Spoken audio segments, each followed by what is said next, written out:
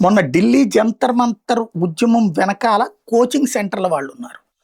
ఎందుకు అంటే కోచింగ్ సెంటర్ల వాళ్ళే పేపర్ లీకేజీ చేసుకొచ్చింది.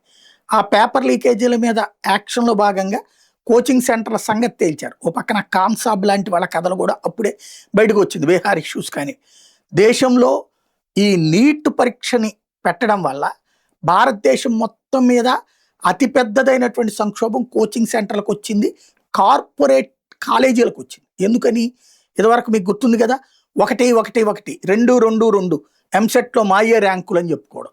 ఈ 1 నుంచి 10 లోపే చెప్పేటటువంటి బడా బడా సంస్థలు వేల కోట్ల రూపాయలు సంపాదించినాయి. ఓ రకంగా చెప్పాలంటే భారతదేశంలో 12,00,000 కోట్ల రూపాయలు కార్పొరేట్ కోచింగ్ సెంటర్ల చేతిలో డబ్బులున్నాయి అన్నటువంటిది ఒక ప్రధానమైనటువంటి వాడుకలో ఉన్న ఇన్ఫర్మేషన్.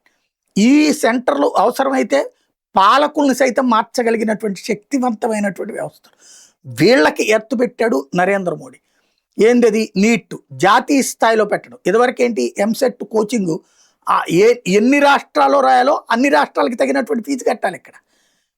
ఇప్పుడు ఒకే ఆంధ్రాలో ఉన్నటువంటి వాళ్ళే తమిళనాడులో రాస్తారు, కర్ణాటకలో రాస్తారు, లేదా గుల్బర్గాలో రాస్తారు, లేకపోతే ఢిల్లీలో రాస్తారు. ఎన్ని చోట్ల కావాలనుకుంటారో అంత ఫీజు కట్టాలి. మొదటి దానికి 50,000 ఫీజు అంటే మిగతా ఒక్కొక్క దానికి 15,000 చొప్పున అని చెప్పి ఎన్నైతే అంత. ఆ రోజుల్లో తక్కువ ఉండేది ఫీజు, ఇప్పుడు ఇంకా ఎక్కువైపోయింది అనుకోండి. ఇలాంటి స్టేజీ నుంచి ఇప్పుడు ఒక్క చోట నీట్ రాస్తే చాలు సీట్లు సంపాదించుకుంటారు ఎక్కడైనా సరే దేశంలో. ఈ స్టేజీ కోచింగ్ సెంటర్లకి సగం బేరం పడిపోయింది. దాంతో వీళ్ళందరూ రెచ్చగొట్టింది కాక్రోజ్ జనతా పార్టీ వెనకాల ఉన్నటువంటి పేపర్ లీకులకి కారణాలు వీళ్ళే, అట్లాగే వీళ్ళని రెచ్చగొట్టడానికి వెనకాల ఉన్న కారణాలు వీళ్ళే. ఇదే సందర్భంలో ఈ సెంటర్లకి ఇప్పుడు మోడీ మరింత కవ్వించాడు అనుకోవాలి. తాజాగా ఎర్రకోట మీద నుంచి అనౌన్స్ చేసింది 1 కోటి మందికి ఉచిత ఆన్లైన్ కోచింగ్ ఇస్తామని పోటీ పరీక్షలకి. తద్వారా కోచింగ్ సెంటర్లకి అతిపెద్దదైనటువంటి షాక్.